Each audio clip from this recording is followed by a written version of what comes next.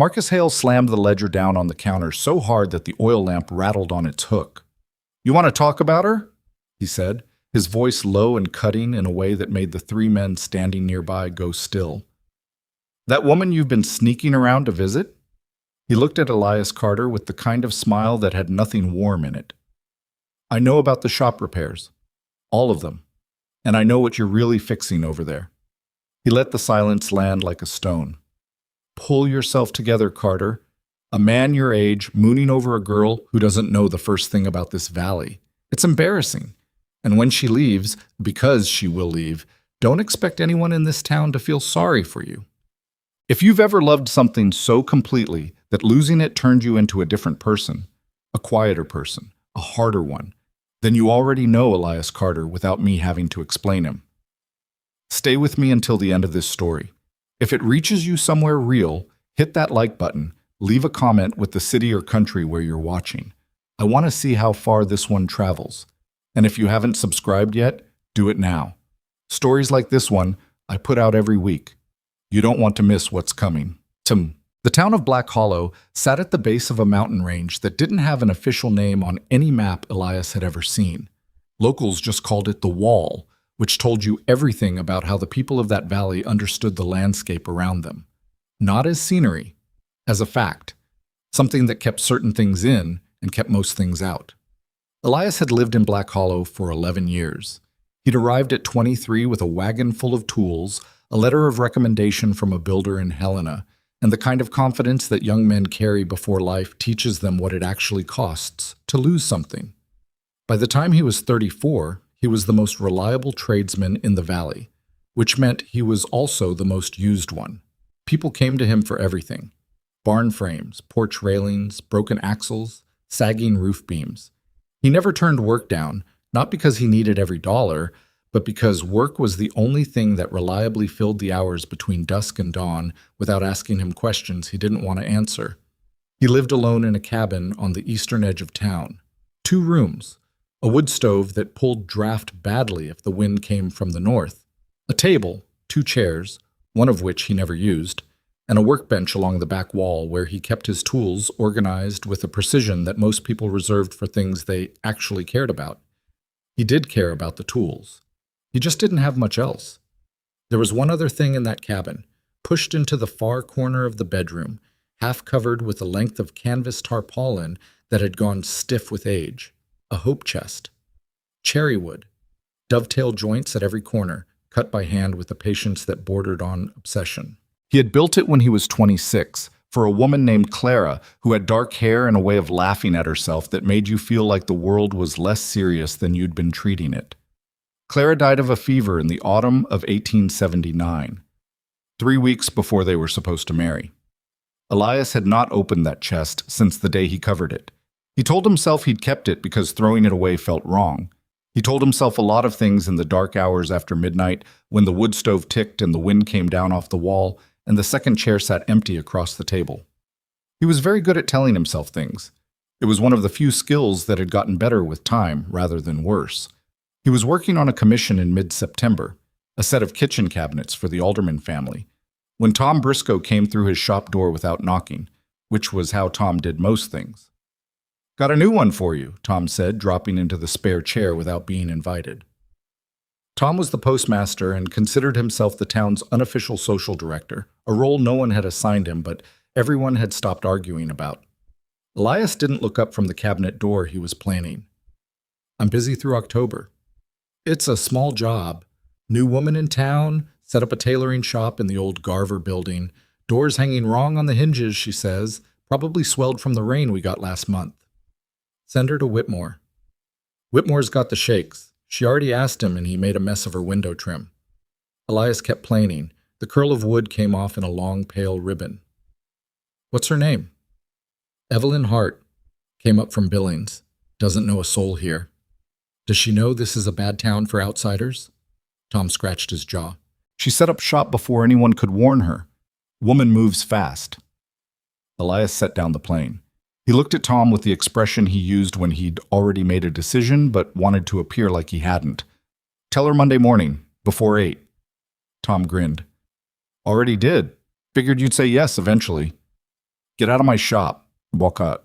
The old Garver building was on the corner of Main and 2nd, which put it directly across from the general store and guaranteed that whoever rented it would spend the first month of their tenancy being watched by everyone who came in to buy flour or lamp oil. Elias had always thought it was a brutal location for a newcomer. There was no anonymity in that corner. You were on display from the moment you opened your door. He arrived at 7:50 on Monday morning. The sign in the window was hand-lettered in clean, confident strokes. Hart Tailoring. Alterations and custom work. No job too small. That last line made him pause for half a second. It was either the most practical thing he'd read on a storefront in years, or it was the declaration of someone who hadn't yet learned what this town would ask of her. He pushed the door open. It caught at the top corner, just as Tom had described, swollen wood binding against the frame, forcing the user to lift and push simultaneously, which was the kind of friction that wore a person out by degrees. He stepped inside. The shop was not what he expected. He hadn't expected much, honestly. Most newcomers set up in whatever empty space looked affordable and spent their first weeks trying to make something shabby look temporary. This was different. The shelves on the back wall were loaded with folded bolts of fabric, wool, cotton, a dark blue linen that caught light in a way that seemed almost deliberate. A dressmaker's form stood near the window, wearing a partially assembled jacket with pins along its shoulder seam. Spools of thread were sorted by color on a wooden rack that looked like it had been built recently, the cuts still pale and new. The whole room had a quality of organization that took effort to achieve. Not the organizational tidiness of someone who wanted things neat, but the arrangement of someone who actually knew how she worked and had set the space up accordingly. A woman came through the curtain at the back. She was younger than he'd pictured, which he immediately decided was irrelevant. Dark hair pulled back in a practical knot, an apron over a plain dress. She was carrying a pair of fabric shears in one hand, and she stopped when she saw him and assessed the situation quickly. The toolbox, the coat, the fact that he was looking at the door rather than at her. "You must be the carpenter," she said. "Elias Carter." "Evelyn Hart."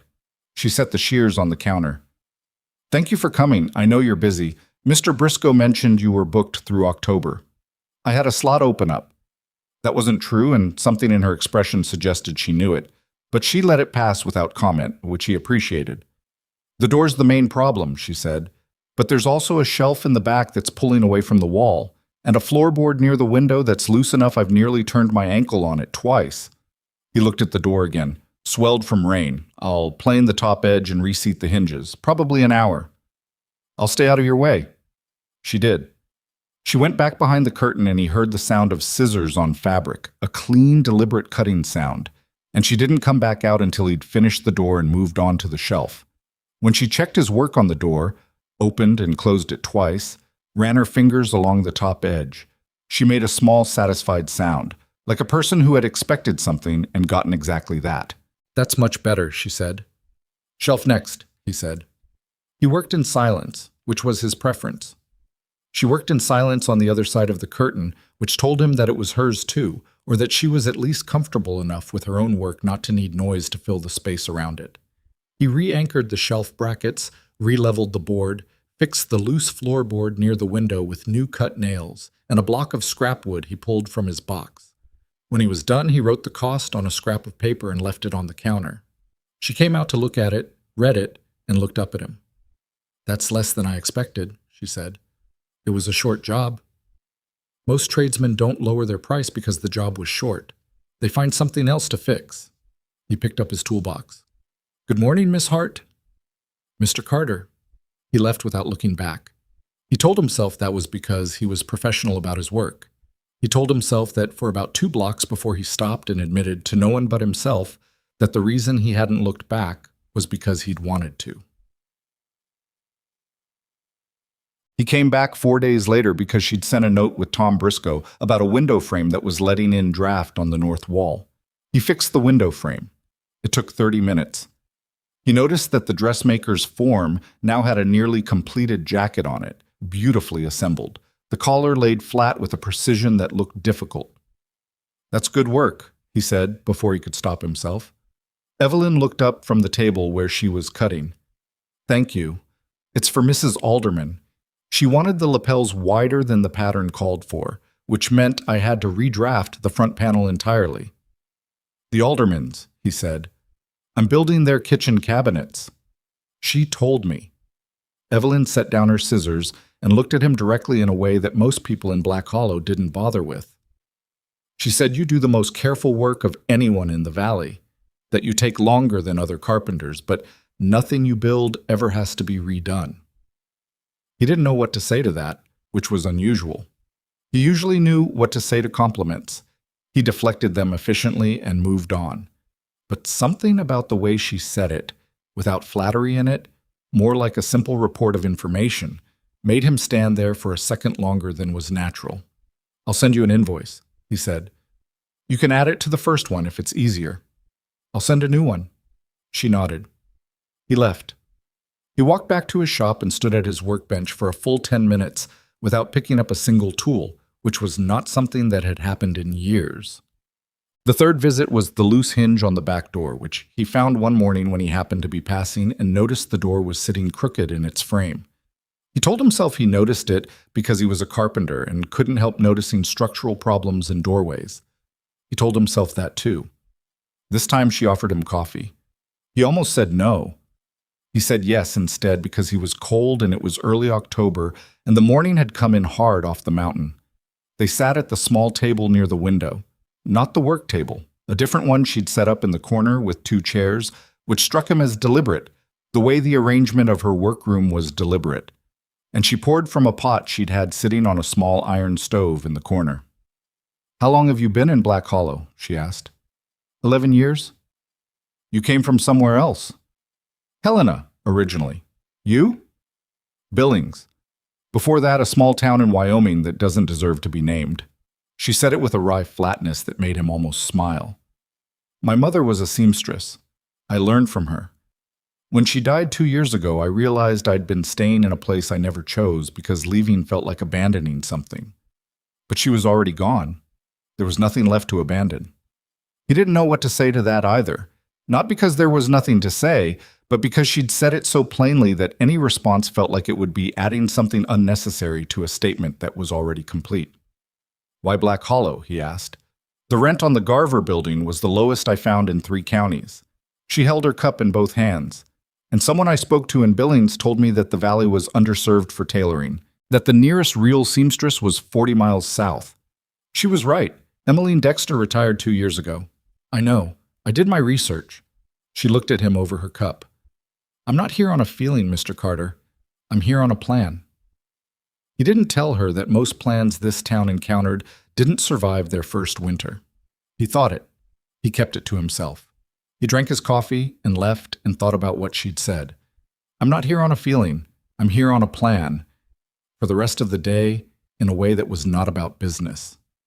Marcus Hale had been a fixture of Black Hollow for as long as Elias could remember, which was long enough that no one could quite recall a version of the town that didn't include him. He ran the feed and supply operation on the north end of Main Street, owned a third of the land on the western edge of the valley, and held the paper on more loans than anyone would admit at church socials. He was 61 years old, built like a man who had been physically powerful once, and now carried that history in his frame even as the hardness went soft. He had 3 sons who worked for him, and a wife who had stopped saying much at public events about 15 years ago. Hale's relationship with Black Hollow was the relationship of a man who confused tenure with authority. He'd been here longest, so he felt he had the most say. And because he was loud and large and held people's debts, he mostly did. He didn't like Evelyn Hart from the beginning. It was the kind of dislike that sometimes looked like indifference until something shifted it into the open. He'd said nothing about her shop during September. He'd looked at the sign and made no comment anyone could hear. But Elias had noticed him watching the corner building from across the street. The first week she was open, standing with his hands in his coat pockets and his expression doing the thing it did when he was calculating whether something was a problem. Elias had noted this and said nothing about it because it wasn't his business, and because Marcus Hale's moods were not, in his experience, reliably predictive of his actions. That changed on a Tuesday in October. Elias was at the hardware counter in Hollis's general store picking up nails when Hale came in through the back door with 2 of his sons behind him. He didn't look at Elias immediately. He talked to Hollis about a supply order for a few minutes, the way he usually did, loud, comfortable, accustomed to taking up space. Then he turned and looked at Elias, and his expression settled into something that Elias recognized as performative, designed for the other men in the room. "Heard you've been spending time over at the Hart woman's shop," Hale said. "I've done some repairs." "That's a lot of repairs from what I've heard." He said it lightly, the way men say things when they want others to hear the implication without having to commit to it directly. 4 visits? 5? I didn't count. People notice things in a small town, Carter. You know that. I do. Hale put his hands on the counter and leaned slightly. She's not going to last the winter. You know that too, I expect. Outsiders come through here all the time with plans, and most of them are gone before spring. No sense getting attached. Elias counted out his nails and put them in the bag. I'm fixing her door hinges, Marcus. Not proposing marriage. A couple of the men near the stove laughed. Hale didn't. She came to see me last week, Hale said, about a lease extension on that building. The Garver property's mine as of 3 years ago. Elias stopped. He looked at Hale. Didn't know that, he said, which was true. Most people don't. I bought it quiet. Hale shrugged with one shoulder. I told her the monthly rate would be going up, significantly, as of December 1st. He watched Elias's face for a reaction and seemed to get the one he wanted because something small and satisfied moved in his eyes. Free market, Carter, nothing personal. How significantly? Hale named a number. It was nearly double what Evelyn was currently paying, which Elias knew because Tom Briscoe had mentioned it in passing. Elias picked up his bag of nails. He kept his voice even. You told her this yourself? In my office last Friday. She didn't cry, I'll give her that. Just said she'd need to think it over, which means she can't afford it, and she's buying time before she has to admit it. Elias looked at him for a moment. Good morning, Marcus. He walked out. He stood on the boardwalk outside Hollis's store for a moment in the cold air, looking down the street toward the corner of Main and 2nd, where the Hart tailoring sign was visible from where he stood. He told himself it wasn't his business. He had no claim on her situation. She was a woman he'd repaired some doors for and shared 1 cup of coffee with. It wasn't his place. He walked to the end of the block, turned around, and walked back in the other direction toward the Garver building. He told himself he was going to check on the back hinge, which he'd been meaning to look at anyway. He knocked on the door of the shop, and Evelyn opened it and looked at him, and something behind her composure told him that she already knew that he knew, or at least suspected it. Do you have time to talk? He asked. She stepped back and held the door open. I have time. He came in and she didn't offer coffee this time, and he didn't expect it. They stood near the front window, the light coming in cold off the street. Marcus Hale told me about the rent increase, he said. She absorbed this without visible reaction, which told him the reaction was happening somewhere he couldn't see it. He owns the building. I know, I didn't know that until this morning. It's his right, she said. It was the thing a person said when they were being careful about who they trusted with their real opinion. It's designed to push you out, Elias said. She looked at him. Yes. I know? Do you have options? She was quiet for a moment. He had the feeling she was deciding how much of this to share with a man she'd spoken to 4 times, and that the decision was not a simple one. I'm looking into other properties, she said. There's a building on Fletcher Street that might work. It needs more repair, but the rent is lower. Who owns the Fletcher Street property? She named a man. Elias felt something shift in his chest. He's Hale's brother-in-law, Elias said. Her expression didn't change, but something behind it did. Ah, she said, very quietly. I'm not trying to frighten you, he said. I'm telling you because you should know what you're dealing with. She looked down at her hands, then back up at him. Why are you telling me? He didn't have a clean answer to that. He stood in her shop with the cold light coming through the window and the smell of wool and cedar and machine oil around him, and he thought about Clara and about the hope chest in the corner of his bedroom, and about the way this woman had said, I'm not here on a feeling without any drama in it, just the plain fact of herself. Because someone should, he said. And I happened to find out first. She held his gaze for a moment. Then she nodded once, slowly, the way a person nodded when they were filing something away rather than responding to it. Thank you, Mr. Carter, she said. Elias. She didn't repeat his name back to him, But something in her expression, some slight and very brief shift, told him that she'd registered it. He left. He walked home in this cold October air and went back to the alderman cabinets and worked until dark. He told himself that he had done a decent thing, and that was the end of it. But the empty chair across from him at dinner that night felt, for the first time in a long time, like something more than furniture. The chair across from Elias at dinner stayed empty for 3 nights after that conversation. And on the 4th night, he moved his toolbox off the workbench and spent 2 hours doing nothing in particular. Just sitting at the table with a cold cup of coffee and the sound of wind off the wall pressing against the north side of the cabin. He told himself he was resting. He was not resting. He was thinking about a woman he had spoken to 4 times and had no business thinking about, and the fact that Marcus Hale owned every reasonable piece of rental property within 6 blocks of Main Street, and the fact that Evelyn Hart had said "ah" in a very quiet voice when she found out, and had not asked him what she should do, which was either admirable or heartbreaking, and he wasn't sure which. He found out on Thursday, through Tom Briscoe, that she had been to see a 3rd property, a space above the dry goods warehouse on the edge of town, no heat, no natural light on the street side, a set of exterior stairs that would be unusable for 3 months of the year once the ice came. Tom mentioned it with the cheerful delivery of a man who treated other people's difficulties as interesting narrative, and Elias stood at his workbench listening and felt a slow, specific kind of anger building in his chest that he recognized from a long time ago. "Who owns the warehouse?" he asked. Tom scratched the back of his neck. "Well, technically, it's held in the name of Hale's wife, but everyone knows." "Right," Elias said. "She's still looking, from what I hear. Ask the pastor if the church hall had any available days for client fittings, just as a stopgap." Elias picked up a chisel and set it down again. "How long until December 1st? 6 weeks. 6 weeks. He did the math without wanting to. 6 weeks for a tailoring business that was still finding its feet in a town that didn't know her yet. 6 weeks to locate a property, negotiate a lease, arrange a move, and do it all without losing her existing clients, assuming she'd managed to build any. He told himself it wasn't his problem. He told himself this 4 times now, and each time it held for less time than the time before. He went back to the alderman cabinets and worked until his shoulders ached, and the lamp oil ran low, and he had to stop.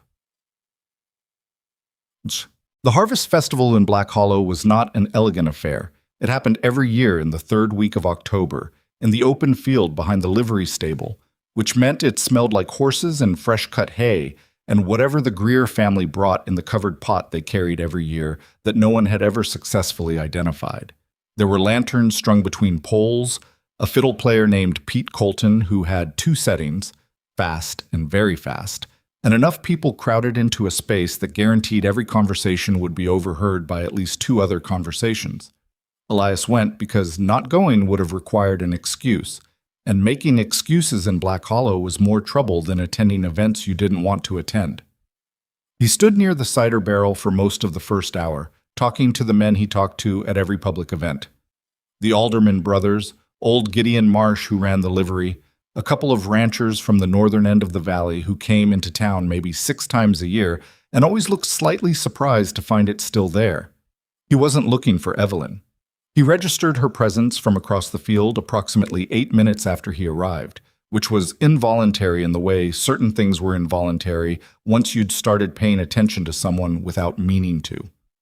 She was talking to Agnes Whitmore, the wife of the carpenter Elias had replaced on her window trim, and she was wearing a dark green dress that she had almost certainly made herself because the fit was too precise to have come from a catalog.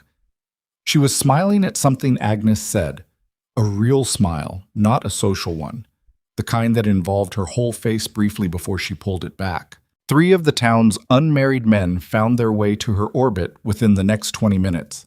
Elias watched this happen with the detached awareness of a man trying very hard to be detached. There was Cooper Dale, who was 28 and ran the telegraph office and had decent prospects and no interesting opinions. There was Robert Finch, 25, recently arrived from Butte to work his uncle's land, who laughed too loud at his own observations.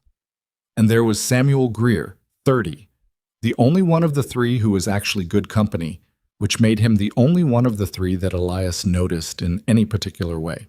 Evelyn handled the three of them with a grace that looked effortless and was probably not. She was attentive without being encouraging, pleasant without being available. She answered their questions and asked a few of her own and laughed at the right moments. Samuel Greer managed to make her laugh twice in quick succession, which produced the real version of her smile, the unguarded one. And something in Elias's chest made a specific and unwelcome movement. He refilled his cider. He talked to Gideon Marsh about the condition of the stable roof, which needed attention before winter. He did not walk across the field. Then Marcus Hale arrived. He came in from the north side of the field with his wife and his 3 sons, and his presence reorganized the social geometry of the gathering, the way a large stone dropped into still water reorganizes the surface. People shifted. Conversations paused. He greeted the men he considered peers with broad handshakes and loud words, and moved through the crowd with the ease of someone who had never in his adult life walked into a room uncertain of his welcome. He spotted Evelyn within 2 minutes. Elias watched him move toward her group, watched the 3 younger men instinctively create space when Hale arrived, because that was what most people did around Marcus Hale without realizing they were doing it. Hale said something to Cooper Dale that made Dale laugh nervously. Then he turned to Evelyn with an expression that Elias had seen him use before. Paternalistic, measured, the expression of a man who wanted you to understand that he was being very reasonable. Elias was too far away to hear the conversation. He read it in Evelyn's posture instead. She was still standing straight, still maintaining eye contact, still doing the thing she did where she listened to people as if they were saying something worth listening to. But her hands, which had been relaxed at her sides, had moved. Her right hand had found the fabric of her skirt and was holding a small gathered fold of it. An unconscious grip. The grip of someone keeping themselves very still against the urge to move. Hale talked. She listened. He talked some more. She said something short. He put his hand briefly on her shoulder in the manner of a man offering generous advice to someone less experienced than himself, and Evelyn did not step back, which Elias recognized as a form of courage. Hale walked away looking satisfied. Evelyn released the fold of her skirt. Samuel Greer said something to her, and she turned back to the group and said something back, and her face did a very competent job of presenting normalcy. And Elias watched all of this from across the field and felt the anger from Thursday return, sharper this time, with something else underneath it. He waited until the group around her shifted, Samuel going to refill drinks, Cooper getting pulled away by his mother, Robert Finch drifting toward the food tables. And then he walked across the field because standing where he was had become impossible. She saw him coming, and something in her posture registered it before her expression did. "Mr. Carter," she said. "Elias," he said. "Elias." She said it this time, and the small thing he felt when she did was something he chose not to examine. "What did Hale say to you?" She glanced in the direction Hale had gone. "He was very friendly about it." "That's how he is when he's winning." She looked at him. "He suggested I might want to think about whether Black Hollow was the right fit for my ambitions. That tailoring was valuable work, of course, but that a town like this had specific needs, and a single woman setting up business alone might find it," he said, "challenging." He meant impossible. He was just too polished to say impossible. Elias looked across the field at Hale, who was laughing at something one of his sons had said. "Has he said anything more about December 1st? "No, he doesn't need to. The number speaks for itself." The fiddle player switched from a reel into something slower, and around them people rearranged themselves. Couples drifting toward the open area near the lanterns, older men settling into chairs along the fence line. The crowd thinned slightly around Elias and Evelyn, and neither of them moved. "You could push back on the lease terms," Elias said.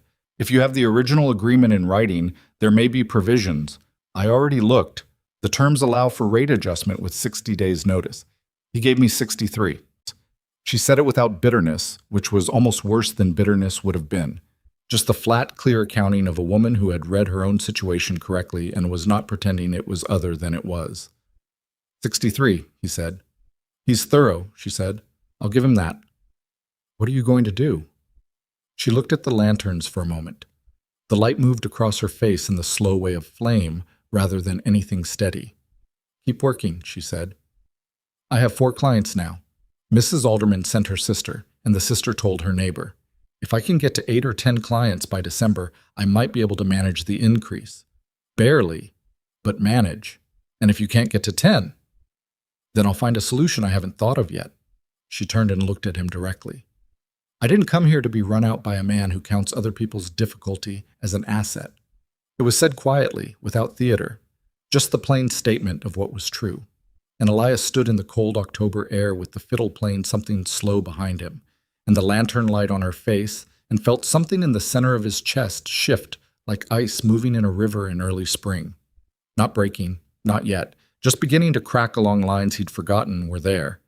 He looked at her and said the words without planning them, without the distance he usually maintained between what he thought and what he allowed himself to say. You're going to break a lot of hearts. She didn't react the way he expected. She didn't laugh or deflect it as a compliment the way the women he'd known socially tended to do. She held very still for a moment, and she looked at him with an expression he couldn't read cleanly, something that had recognition in it, and something that had weight. I only wanted to mend yours, she said. It was quiet enough that no one around them could have heard it. Elias didn't say anything. He wasn't capable of saying anything for a moment, because the words had landed somewhere he had sealed off for 8 years, and the landing had been exact and accurate in a way he had not prepared for and could not immediately recover from. She held his gaze for 2 seconds. 3. Then she looked away at the lanterns, and the moment closed around itself like water closing over a stone, and Pete Colton's fiddle went back to something fast, and the crowd around them thickened, and Samuel Greer came back with 2 cups and smiled at Evelyn, and she smiled back, and Elias took a step backward, and then another, and found his way to the edge of the field. He stood at the fence for a long time. The cold came down off the wall in slow waves. He could see her from where he stood, talking and laughing, entirely herself, entirely present in a way he had stopped knowing how to be years ago.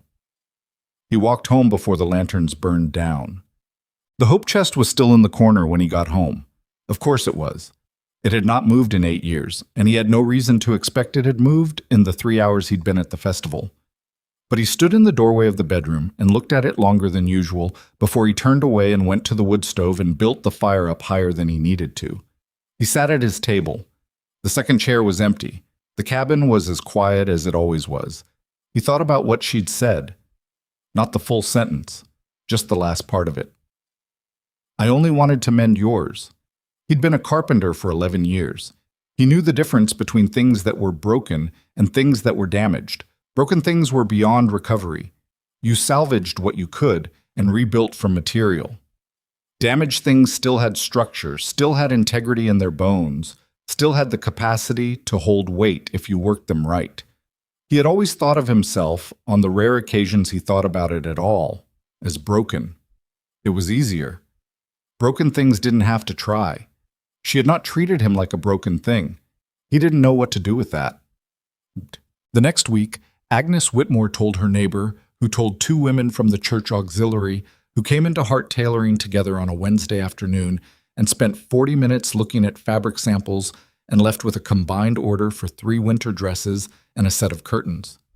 Evelyn told Elias this when he stopped by on Thursday, not to repair anything, which they both knew, and neither of them said, with a restrained satisfaction in her voice that was more affecting than excitement would have been. 6 clients now, she said. You said you needed 10. I need 10. I have 6. That's progress. He sat in the chair near the window. She was working at the table, pinning a pattern to fabric, and she did not stop working while they talked, which he had started to notice was characteristic. She gave him her attention without giving him her productivity, which was a distinction he found practical and somehow personal at the same time. Hale was at Hollis's this morning, Elias said. He mentioned your name. Her hands kept moving.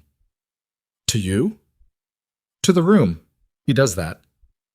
What did he say? That he'd had a very cordial meeting with you about the lease. That he hoped things would work out for your business. He paused. He said it the way a man says something he doesn't mean in front of people he wants to convince he means it. She set down a pin, picked up another. He came by the shop yesterday. I wasn't expecting him. He knocked and came in and walked around looking at things the way people look at things they already own. Elias felt his jaw tighten. He came inside? He's my landlord. He has the right. She said it in the measured tone again, the tone of someone choosing their battles. He looked at my stock, asked how business was going, said he'd heard I'd been getting some new clients. She paused. He knew the names, Agnes Whitmore's neighbor, the two women from the auxiliary. He knew before I had a chance to figure out who would have told him. He has ears everywhere in this town, Elias said. He's been here longer than almost anyone. People tell him things without meaning to. He said, she stopped, started again. He said that he hoped my client base was growing because there was a question of whether I'd be able to manage the December adjustment. He was smiling when he said it, the way someone smiles when they want you to know they're watching. He's watching. Yes. She finally looked up from the table.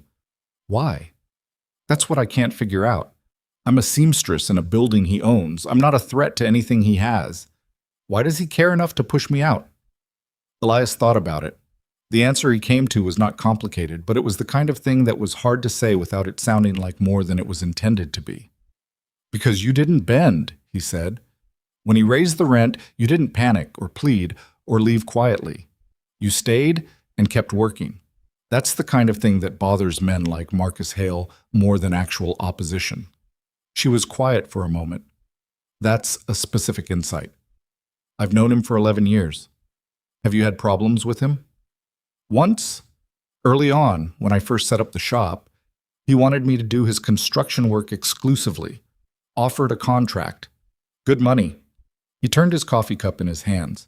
I said no. He didn't say anything about it directly, but the next 3 clients I tried to schedule work for, 2 of them backed out without explanation. I figured it out eventually. What did you do? Kept working. He looked at her. The clients came back, different ones than the original ones. He got bored and moved on to something else. She held his gaze. So you're telling me to wait him out? I'm telling you it's possible. Those are different things. Yes, he said. They are. She went back to her pinning. He watched her hands move, economical, precise. The movements of someone who had done this long enough that the skill had become physical memory. She pressed a pin through 4 layers of fabric, and the gesture was so clean it made him think, briefly and involuntarily, of the dovetail joints in the hope chest, the way the wood fit together without a gap. He stopped thinking about that. I want to talk to Hollis, he said, about using the store's back room for your client fittings on Saturdays. If Hale moves forward and you need a backup space, Hollis owes me from the loading dock I rebuilt for him last spring. He won't say no. She looked up. She didn't say thank you immediately, which was not because she wasn't grateful. He could see the gratitude plainly, but because she was measuring something, deciding something. You don't have to do that, she said. I know. I don't want to be someone's project, Elias. The directness of it hit him squarely. He didn't flinch. You're not, he said. I'm doing it because Hale is using his position unfairly, and I have something he doesn't, which is a favor I can call in. It's practical. Is it? Yes. She studied him with that clear, unhurried attention she gave everything that she thought was worth understanding. Then she nodded, once, slow. All right, she said. Talk to Hollis. He left 10 minutes later. The air outside was colder than the morning had been, and the sky to the northwest had the white-gray look of weather building behind the wall. He stood on the boardwalk for a moment and let the cold settle against his face and thought about the way she'd said, I don't want to be someone's project, and the fact that in the moment she'd said it, he had realized with a clarity that was almost physical that she was not. She was not a project. She was not a problem he was solving. She was something else entirely, something he didn't have a word for yet. And he was standing on a boardwalk in the cold, trying very hard to convince himself that the lack of a word meant the thing didn't exist. It was not one of his more convincing arguments. He walked toward Hollis's store. Behind him, the lantern in Hart Tailoring's window cast a long, pale rectangle of light across the boardwalk boards, and the wind picked up off the wall, and the first few flakes of early snow came down sideways in the late afternoon air, and Black Hollow went on doing what it always did, existing, enduring, waiting to see which of the things it contained would last and which would not. Elias Carter kept walking. He had a favor to collect and a winter coming and a feeling in his chest that he had spent 8 years teaching himself not to have, and he was running out of good reasons to keep teaching it. Hollis said yes to the back room without much argument, which was what happened when a man owed you a loading dock and knew it. Elias arranged it on a Friday morning, shook hands on it, and walked back out into the November cold feeling like he'd done something useful, which was the feeling he knew best and trusted most. Useful was safe. Useful had edges you could measure. He didn't tell Evelyn immediately. He told himself he was waiting for the right moment, which was partially true and partially the way a person delays a conversation they know will change something. The right moment arrived 3 days later when he stopped by the shop and found her at the front window with her account book open on the table and an expression on her face that she smoothed over quickly when the door opened. He'd seen that expression before, not on her, but on himself, in the small mirror above the wash basin in his cabin on mornings when the night had been long and the math of his life had not come out even. Hollis agreed, he said. Back room, Saturdays, no charge, as long as you need it. She looked at him. Some of the tension around her eyes released, very slightly, which told him more than anything she would have said directly. When did you... Friday. I should have told you sooner. She closed the account book. How bad is December looking? He asked, because the account book and the expression made the question unavoidable. She was quiet long enough that he knew the answer before she gave it. I have 9 clients now, she said, which is almost 10. Almost? Almost means I'm 1 short of barely managing, and Marcus Hale came by again this morning. She said his name with a careful flatness, like touching something hot with the back of her hand to test the temperature before committing. He reminded me that December 1st was in 3 weeks. He said it like he was doing me a courtesy, reminding me of a dentist appointment. Elias pulled his coat off and hung it on the hook near the door, which was a thing he'd started doing without noticing when it had become normal. Did he say anything else? He offered to buy out the remainder of my lease.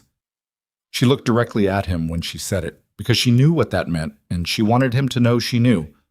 A small amount, enough to cover my moving costs, he said, if I chose to relocate somewhere more suited to my business model. More suited, Elias repeated. That was the phrase. Meaning somewhere that isn't Black Hollow. That was my interpretation. He stood in the middle of her shop and felt the anger again, but underneath it now there was something that was almost grief, which surprised him. Not for her situation, or not only for that, but for the particular ugliness of a man using the machinery of ownership to grind someone smaller than himself, and the fact that the machinery was perfectly legal and quietly devastating, and there was nothing technically wrong with any of it. What did you tell him? He asked. I told him I'd think it over. And? She picked up a spool of thread and set it back down. I'm not leaving, Elias. He nodded. He'd expected that. He was glad of it, and also, in a way he didn't spend time examining, frightened of it. Staying meant fighting. Fighting Hale in this town was a long game, and long games cost more than the eventual outcome sometimes justified. Then we need a 10th client, he said. By when? I need the income from December's work to cover the new rent, so clients need to be committed by the end of November. 2 weeks. Yes. He thought for a moment. He thought about the social map of Black Hollow, the way he understood it after 11 years, who talked to whom, whose opinion carried weight, who made decisions about things like new businesses based on what they saw other people choosing. Mrs. Greer, he said. Evelyn looked at him.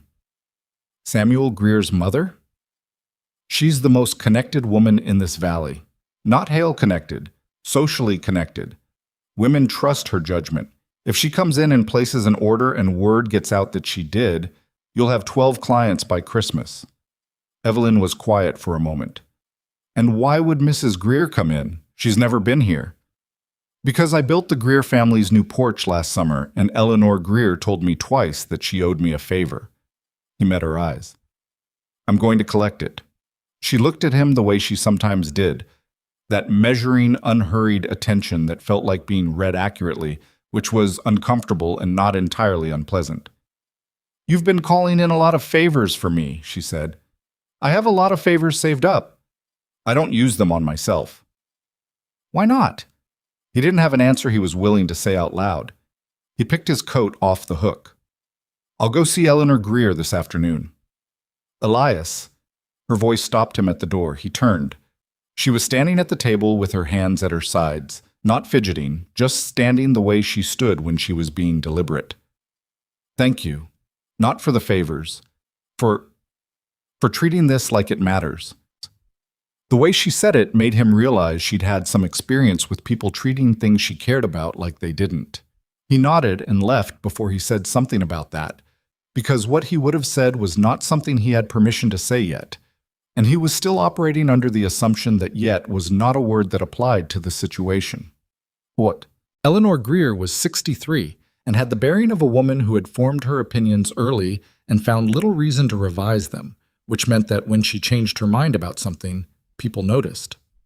Elias found her in her kitchen, where she was doing exactly what she always seemed to be doing when he came by unannounced. Something practical at the counter, without hurry, with the radio silence of a woman content in her own company.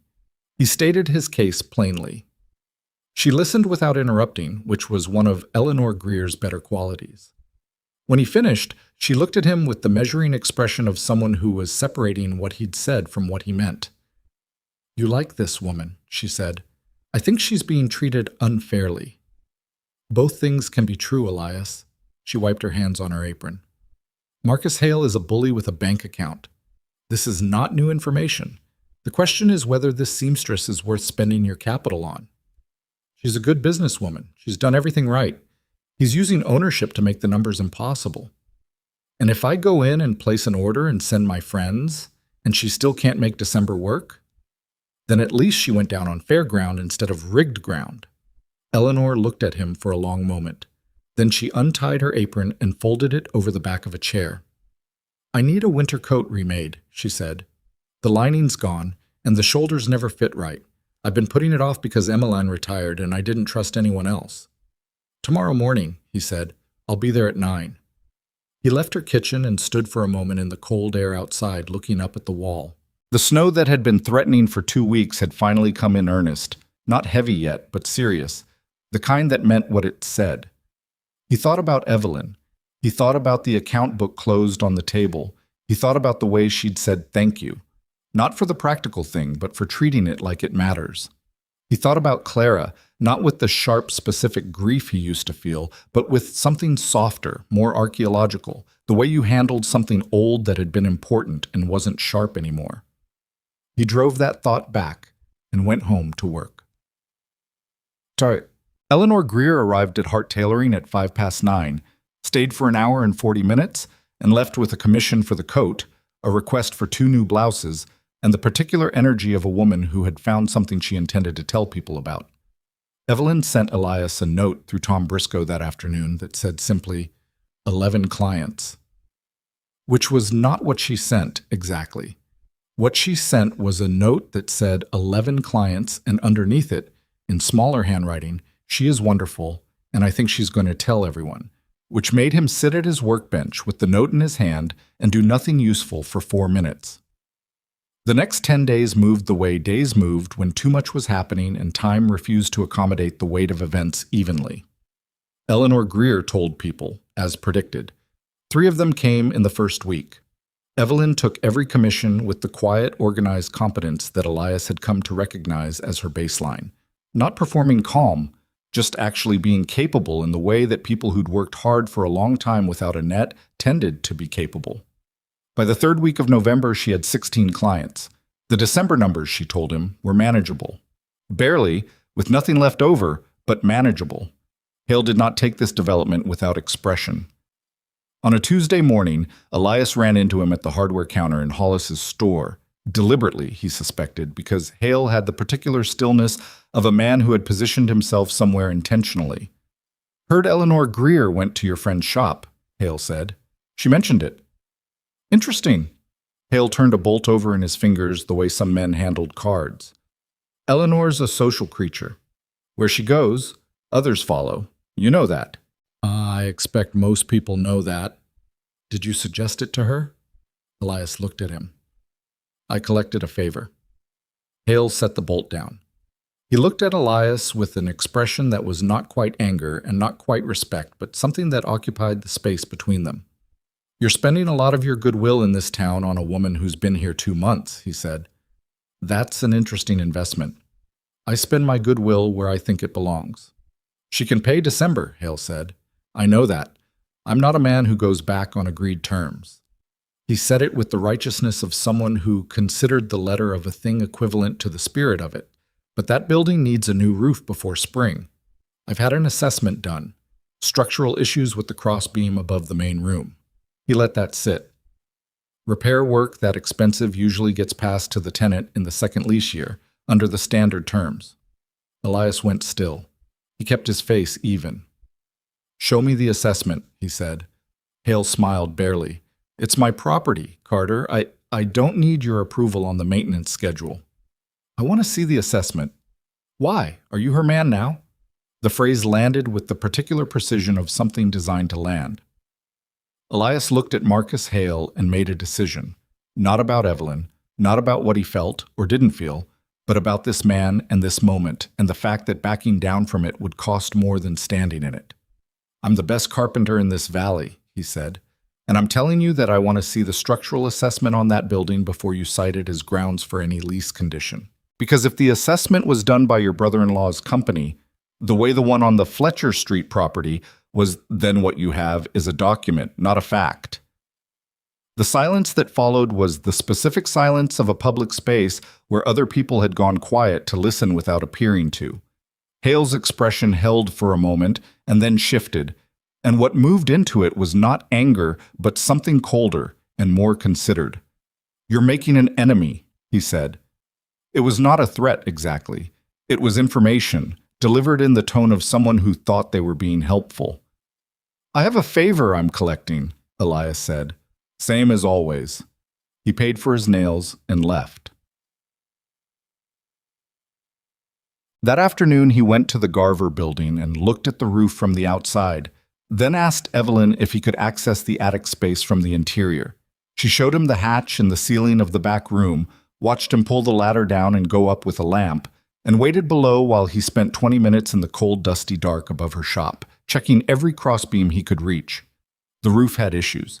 He'd have said so himself without any assessment, but the issues were surface weathering on the exterior planking and one section of flashing that had lifted along the north edge.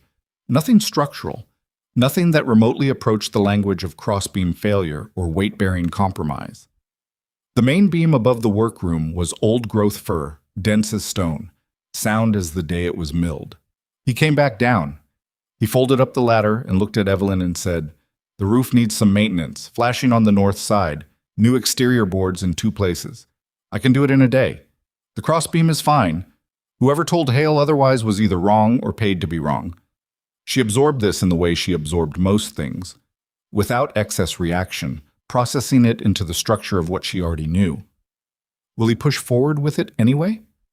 Probably, but now I have eyes on it. If he cites structural failure as grounds for anything in your lease, I can testify to what I saw with my own hands. She was quiet for a moment. "You went up there to protect me," she said. "I went up there to know the truth about the beam." She looked at him. "Elias." "Both things can be true," he said, using Eleanor Greer's phrase without meaning to. Something moved in her expression. A very small recognition, a flicker that was there and gone. She looked down at her workbench and then back up at him, and for a moment neither of them said anything, and the shop was very quiet, the way certain rooms got quiet when what was happening in them was not the conversation but the silence between its sentences. Then she said, "I made coffee," and he said, "Good." And they went to the table in the corner and sat in the 2 chairs, and the moment resolved back into something ordinary, or something that wore the clothes of ordinary while being, underneath, something else entirely. He told her about Hale's comment at the hardware counter. He told her carefully, without the part about "are you her man now?" because that part was not about her. It was about him and about something he hadn't decided yet. "He's not going to stop," she said. "No. But he's also not going to win." She held her cup in both hands. "I've been thinking about the lease. When it comes up for renewal in the spring, I'm going to see if I can negotiate a purchase option on the building." He looked at her. "Buying it outright?" "Not immediately, but a clause that gives me the right of first refusal if he decides to sell. It's standard in some commercial arrangements." She paused. "My mother left me some money. Not much, but enough that if I can find a lender willing to hold a note on the remainder." Marcus Hale will never agree to a purchase option. He might, if it's presented the right way. If someone he respects professionally were to suggest that it's standard practice, that it actually protects his interests by guaranteeing a long-term tenant who's invested in maintaining the property. She stopped. He looked at her. "You want me to suggest it to him?" he said. "You're the one he has a conversation with." She said it plainly, without apology. "I'm the woman he's trying to move out. You're the man he respects enough to warn." Elias turned his coffee cup in his hands. He thought about what it would cost, the conversation with Hale, the position it would put him in, the way Hale would read his involvement with a clarity that Elias wasn't sure he was ready to be read with. If I go to Hale with that conversation, he's going to understand exactly what I'm doing and why. "Yes," she said, "I know. And you're asking me to do it anyway." She met his eyes. "I'm asking if you're willing to. Those are different things." He sat with that. Outside, the wind was picking up, and the lamplight shifted in the draft from the window he'd repaired 2 months ago, the window that no longer let in cold because he'd recaulked the frame himself, and the whole room was warm and smelled like wool and cedar and coffee and the particular human warmth of a space that belonged to someone who cared about it. He thought about the hope chest. He thought about the way he'd covered it with the tarpaulin and the specific decision that had been not grief, or not only grief, but a choice to stop being available to anything that could hurt him the way that loss had hurt him. He had built very good walls. He had maintained them with the same care he brought to everything he built. They were structurally sound and they had done their job. But the man who built walls to last knew better than anyone that the point of a wall was never the wall itself. It was what you were protecting inside it. He set down his cup. "I'll talk to him," he said. She nodded. The gratitude in it was real but not large. She received it like someone who believed she was worth the effort, which he found he was grateful for because it meant she wasn't asking him to do something she thought was too much to ask. He went home that night and stood in the doorway of his bedroom and looked at the hope chest for a long time. He did not lift the tarpaulin. He was not ready for that. But he stood there and looked at its outline under the canvas and thought about what it meant that he had built it, had made every joint by hand, had chosen the cherry wood specifically because Clara had loved the color of it, had worked on it in the evenings for 3 months before she died, with the particular care of a man building something that was meant to last. He had not opened it in 8 years because opening it would mean acknowledging that the life it was built for was gone, and he had found it easier to cover it than to look at that plainly. Standing in the doorway, he thought about Evelyn's phrase, "I only wanted to mend yours." He thought about the specific mechanics of mending, which he knew from his work, how you could not repair a damaged joint without first opening it, without exposing the old break, without accepting the extent of the damage before you could address it. You could cover a crack with putty, and it would look fine for a season, and then the wood would move and the crack would return. Worse, because you'd sealed it wrong. The only real repair was the one that started at the truth. He went to the wood bench in the main room and took out a piece of scrap cherry wood, a remnant from an old cabinet job left over because he'd cut more than he needed, the way he always did. And he sat at the bench and started to work. He didn't have a plan for what he was making. His hands knew what they were doing before his mind decided, which was how it sometimes went when a piece came from somewhere other than practicality. He worked until late, until his hands were tired, until the shape emerging from the wood was something he hadn't intended to make when he sat down, but that felt, once it existed, inevitable. A small flower. 5 petals, each one cut with the grain, the edges smooth enough that they had a softness to them, the center carved with a tool small enough to require patience. Not a real flower, too geometric, too deliberate, but a real thing, nonetheless. A made thing. Something that had not existed before his hands made it exist. He set it on the workbench and looked at it for a moment, and then he covered it with a cloth and went to bed and did not sleep well. Because a man who has been closed for 8 years and feels himself beginning to open does not sleep the way a man at peace sleeps. He sleeps the way a man sleeps who knows that tomorrow is going to ask something of him that he does not yet know if he can give. He went to see Marcus Hale on a Wednesday morning, which was the day Hale came into his office early and stayed until noon before riding out to check on his western properties. Elias knew this because 11 years in a small town meant you learned people's routines whether you intended to or not.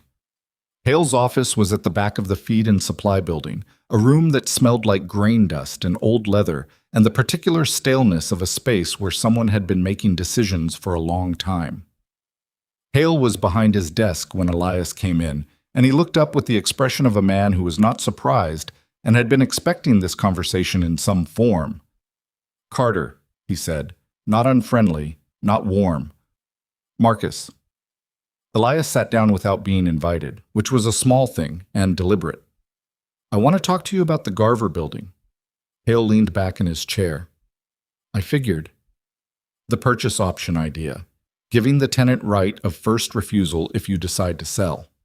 Elias kept his voice even and professional, the voice he used when he was bidding a job. "It's standard in commercial arrangements of this type. Protects your rental income by incentivizing the tenant to maintain the property. She treats it like something she might own someday, which means she takes care of it." Hale studied him. "You're telling me it benefits me. I'm telling you what it is. And what it is benefits you." Elias didn't answer that directly. "The building's in decent shape. The roof work it needs, I'll do at cost. The crossbeam is sound. I checked it myself. Whatever assessment you had done overstated the problem." Something shifted in Hale's expression. Not quite anger, something harder and more watchful. "You went up and inspected my property." "She asked me to look at the roof, as her carpenter." Her carpenter. He said it the way he'd said her man at the hardware counter, testing the phrase, pressing on it to see what was underneath. "You've been her carpenter a lot lately for someone who was booked through October." "I had room open up." "You keep saying that." Hale put his hands flat on the desk. "Let me be straightforward with you, Elias, because I've known you long enough to think you deserve it. That woman is not going to last here.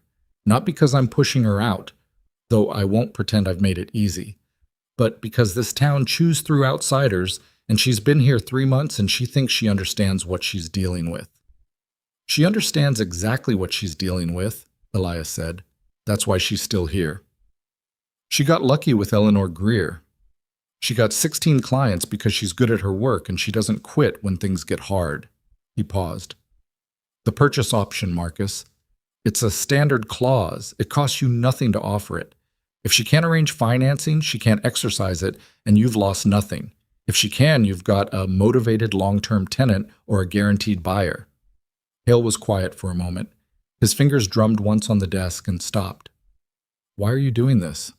Elias looked at him steadily. "I told you." "I know what you told me. I'm asking you what I'm actually asking you." His voice had dropped the performance quality it usually carried in public. This was Hale without the room to play to, which was a different version of the man. Still calculating, but more direct. "You're spending your goodwill, your time, your roof inspection, and now you're sitting in my office making a case for a woman you've known for 3 months. In 11 years, I've never seen you do that for anyone." Elias was quiet. He thought about the clean answer, the professional answer, the answer that held him behind the wall where he was safe. He thought about the wooden flowers sitting under a cloth on his workbench at home. "Because she deserves a fair chance," he said. "And you've been making sure she doesn't get one, and I have enough standing in this town to say something about it." Hale looked at him for a long time. The grain dust settled in the air between them. Outside, a cart went by on the street, the horse's hooves loud on the frozen ground. "I'll think about the purchase option," Hale said finally. "Not an agreement, not a refusal. The words of a man who had recalibrated something internally and wasn't ready to show where he'd landed." "That's all I'm asking," Elias said. He stood and picked up his coat and walked out of the office and through the grain dust smell of the feed store and out into the cold, and he stood on the boardwalk and breathed the sharp winter air and felt, underneath the steadiness he'd maintained in that room, something that was not quite shaking but was adjacent to it. because Hale had asked him the real question and he had not given the real answer. And the real answer was sitting under a cloth on his workbench, and he still hadn't decided what to do with it. He went to the shop that afternoon. He had not planned to. He had planned to go back to the alderman job, which was overdue now because November had consumed more of his time than he'd expected, and the aldermans were patient people, but patience had limits. He stood at the corner of Main and 2nd in the cold wind and made the practical argument to himself very clearly and then walked to the door of Hart Tailoring and knocked. Evelyn opened it and looked at him and saw something in his face. "Come in," she said, without asking what he was there for. He came in. She went to the small stove and poured coffee without asking if he wanted it and brought both cups to the table, which was the kind of thing a person did when they had learned someone's habits. He sat down and wrapped his hands around the cup and said, "I talked to Hale." She sat across from him. "And?" He said he'd think about the purchase option. She was quiet for a moment. "That's not a no." "No, it's not." How did he seem? Like a man who expected me to come and had already decided how to receive the conversation, but also like someone who heard something he didn't entirely discount. Elias turned his cup. He asked me why I was doing it. She looked at him. "What did you say?" "I said you deserved a fair chance." She held her cup and didn't say anything. He could see her thinking, following the shape of the conversation he'd described, reading the part he hadn't said. She was good at that, better than most people he knew. She had a quality of attention that made him feel, when she turned it on him, both seen and uneasy, which was a combination he wasn't used to. "That wasn't the whole answer," she said. "No," he said. "It wasn't." The quiet that followed was not uncomfortable exactly. It was the kind of quiet that existed between two people who both knew what the next thing was, and neither of them was ready to step into it yet. "Elias," she said, careful, steady. "Don't," he said. Not harshly, just... He put his hand up slightly, a small gesture, and she stopped and looked at him and waited, which was the right thing, which was what someone who understood him would do. He sat with it for a moment. He thought about what he was going to say before he said it, because he had learned that words said out loud had a different weight than words that stayed inside. And once something had that weight, you couldn't take the weight back. "There was a woman," he said, "before I came here. Her name was Clara. We were going to be married." He kept his eyes on the table. "She died. Fever. In the fall of 1879. 3 weeks before the wedding." Evelyn didn't say anything. She didn't make the sound people made, the sympathetic intake, the automatic, "I'm sorry." She just listened, and the listening was steady and present and complete, and he kept talking because it felt easier than stopping. "I built her a hope chest while we were engaged. Cherry wood, dovetail joints, the best work I've ever done probably. When she died, I covered it with canvas, and I haven't opened it since." He looked up. "It's still in my cabin, in the corner of the bedroom." She held his eyes. "For 8 years, he said, I told myself that was just holding on to something from the past, that keeping it was a way of honoring her memory. But I think..." He stopped. He started again. "I think it was a way of staying closed, of making sure nothing could get through the same door again." She was very still across from him.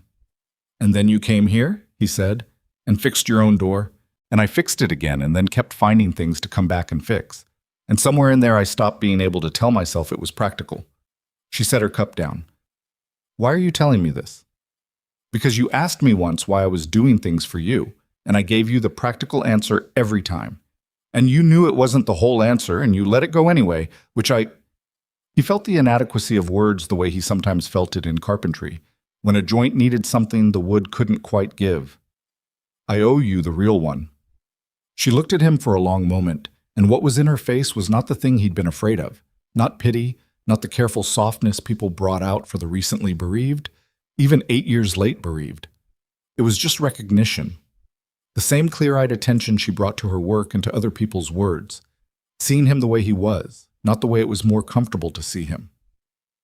"I'm not trying to replace her," she said. quietly. I know that. And I'm not going to tell you that what you feel makes sense or that it's the right time or any of the things people say when they want you to feel better faster than you actually feel better. I know that too. What I'll tell you, she said, is that you've been very good at being useful. And useful is real. It counts. But you've been hiding inside it. She picked up her cup again, both hands around it. I do it too, with the work. When things get hard, I sew. There's always something to sew. He looked at her. What are you afraid of? She considered this honestly, which was something he'd come to expect from her. She didn't reflexively deflect the harder questions back or give the answer that made her look more composed than she was. Starting over again, she said. I've done it twice. Wyoming, then Billings, now here. Each time you start over, you're betting that the new place will be worth what it costs to leave the last one. And sometimes it is, and sometimes it isn't, and you don't know until you're in it. She paused. And I'm afraid of letting someone in and having it change what I'm building here, because this is the first time in my life the thing I'm building is purely mine. He understood that. He understood it in the specific way that people understood things they had lived themselves rather than observed. I'm not asking you to give that up, he said. I know. She looked at him directly. What are you asking? He didn't have the clean answer to that either. He was 34 years old and he had not had this conversation with anyone in 8 years, and he had forgotten how badly it fit in his mouth, how imprecise language was for the things it was most needed for. I'm asking if there's room, he said, for this, whatever this is. I don't have it figured out. I'm not standing here with a plan. The corner of her mouth moved. That might be the most honest thing you've ever said to me. It might be. She looked at the table between them, at the 2 cups, at the small space of ordinary morning that held this particular and terrifying conversation. There's room, she said, but I need you to not disappear into the useful. When something is hard, I need you to say it instead of showing up with a toolbox. That's fair. And I need you to open the hope chest. He looked at her. Not for me, she said, for yourself. Because you can't keep living in a cabin with something covered in canvas in the corner and be present for anything new. She said it without cruelty and without softness. Just the plain fact of it, the way she said most things. I'm not asking you to be over it. I'm asking you to look at it. He was quiet for a long time. That's a harder thing than the toolbox, he said. I know, she said. That's why I'm asking it instead of the other thing. He left an hour later and went back to the alderman job and worked until the light failed. He drove nails and planed edges and fitted the last of the cabinet doors and did not allow himself to think, which was something he could sometimes achieve through physical work if the work was demanding enough. The alderman job was demanding enough. By the time he packed his tools and walked home in the full dark, his hands were tired and his shoulders ached, and his mind had been, for several merciful hours, quiet. He ate. He stoked the fire. He sat at the table. Then he got up and went into the bedroom, and he stood in front of the hope chest and he pulled the canvas off. The cherry wood had darkened slightly with the years the way cherry wood did. It had gone from that pale reddish gold he'd cut it as to something deeper and richer and more itself. The dovetail joints were as clean as the day he'd made them. He looked at it for a long time before he crouched down and put his hands on the lid. He opened it. The smell that came out was cedar. He'd lined the bottom with cedar boards because cedar kept things, because he had been building it for permanence. Inside, a folded length of blue calico that Clara had given him to keep for her, saying she'd want it for curtains in the kitchen. A small book of pressed wildflowers she'd made the summer before she died. The pages brown at the edges now, the flowers flat and faded but still recognizably themselves. A letter he'd written her that she never received because he'd been going to give it to her on the morning of the wedding. He sat on the floor with the hope chest open beside him, and he held the letter, still sealed, still addressed in his own 26-year-old handwriting, and he cried. Not dramatically, not the way people cried in the stories people told about grief. He cried the way a man cried when he'd kept something dammed up for 8 years, and the dam finally had a crack in it. Not a flood, just water finding its level, slow and steady, and unstoppable once it started. He sat there for a long time. When he was done, he put the letter back in the chest. He put the book of flowers back. He left the blue calico folded as it was. He closed the lid, but he did not replace the canvas.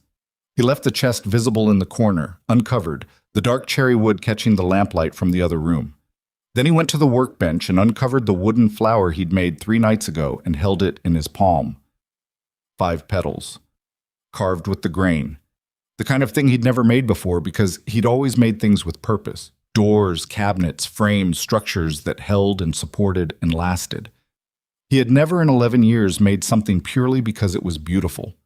He set it down and looked at it for a moment and then made a decision that he knew, even as he made it, was wrong. Not bad, not cruel. Wrong in the specific sense of being the decision of a man who was still more afraid than he was ready to admit. He was being offered a contract in Billings. He'd received the letter 2 weeks ago and had said nothing about it to anyone, had barely thought about it because there had been too much else. A hotel construction project, 6 months of work, significant money, the kind of contract that came once every few years and redefined what was possible financially. He'd been going to decline it because of the timeline and the distance.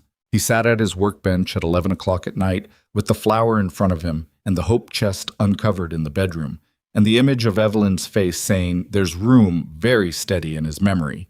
And he told himself that going would give him time, that he could think more clearly from a distance, that she had her business stabilized now. She had 16 clients, and Hale had backed off, and she didn't need him here for the practical things anymore. He told himself all of this, and he knew, while he was telling it, that it was fear dressed in practical clothing, which was the thing he was best at, making fear look like reason. He wrote back to the Billings contractor that night accepting the job. He left the flower on his workbench. In the morning, before he'd had time to think better of it, he went to the shop. Evelyn was with a client, Mrs. Alderman's sister, who looked up when he came in and then looked at Evelyn, and Evelyn looked at him, and he saw in her face that she read something immediately from the way he was standing, from the set of his jaw, from whatever it was she could read in him that he hadn't even known was visible. He waited until the client left. "I accepted a contract in Billings," he said. "Hotel construction, 6 months. I leave in 10 days. She was very still. "When did this come in?" 2 weeks ago. She absorbed this. He watched her absorb it, watched her reassemble her composure around the knowledge that he had received this 2 weeks ago and said nothing, had sat at her table and had the conversation they'd had yesterday and had said nothing. He watched her understand what that meant. "And yesterday," she said, "you came and told me about Clara, and I said there was room." She paused. "You already knew you were leaving." He couldn't answer that in a way that was honest and also defensible. "I hadn't fully decided," he said. "But you'd been thinking about it." "Yes." The silence was different this time. She didn't look away from him, which was harder than if she had. She looked at him with the clear attention she always used, and he saw in it now that it cost her something. That it was not effortlessness, but discipline. The discipline of someone who had learned to see clearly because unclear had hurt her before. "Why did you tell me about Clara if you were going to leave?" she asked. He didn't have a good answer. He had the real answer, which was that he had told her because it was true, and because she deserved the truth, and because in the room with her yesterday it had felt possible to stay. Had felt like the kind of thing he could be brave enough for, and then he'd gone home and opened the hope chest and felt the grief of 8 years and the size of what he was risking, and the Billings contract had been sitting on his desk, and he had done the thing he knew how to do. "I was afraid," he said. She nodded once, a small, tight nod. "Yes," she said. "I know. I'm not—" He stopped. "I'm not leaving because I don't care. I want you to know that." Elias. Her voice was steady, but the steadiness was doing work. A man who leaves because he cares is still a man who leaves. She turned and went back to her workbench and picked up a pair of shears and set them down again. "I hope the work goes well." He stood in her shop for another few seconds. He looked at her back, at the set of her shoulders, at the dark knot of her hair, and the straight line of her spine, and he wanted to say something that would undo the last 5 minutes, and he had nothing. He had built things his whole life, and in this moment, he had built nothing he could use. He picked up the wooden flower from his coat pocket. He had put it there that morning without quite knowing why, and he set it on the counter near the door. He looked at it for a moment, and then he walked out. He spent the next 10 days finishing the alderman job, settling his affairs, arranging for Gideon Marsh to keep an eye on his cabin, and not going back to Hart Tailoring. He passed the shop twice on his way to and from other jobs, and both times the lamp was in the window and the sign was readable from across the street, and he kept walking because stopping had become something he didn't trust himself to do cleanly. On the morning he left, the temperature had dropped overnight, and the wall was invisible behind low cloud.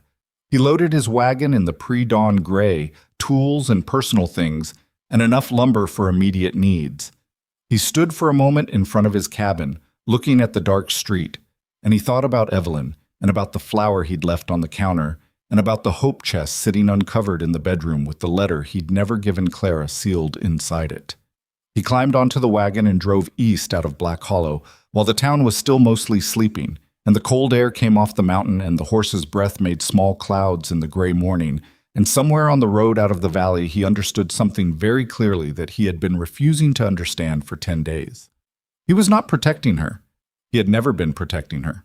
He was running from the first thing in 8 years that had made him feel like the second chair at the table might not always have to be empty, and he was dressing the running up as responsibility and practicality and giving her space, and all of it was clothing on a fear that was very old and very tired, and had, for a long time, been all he had.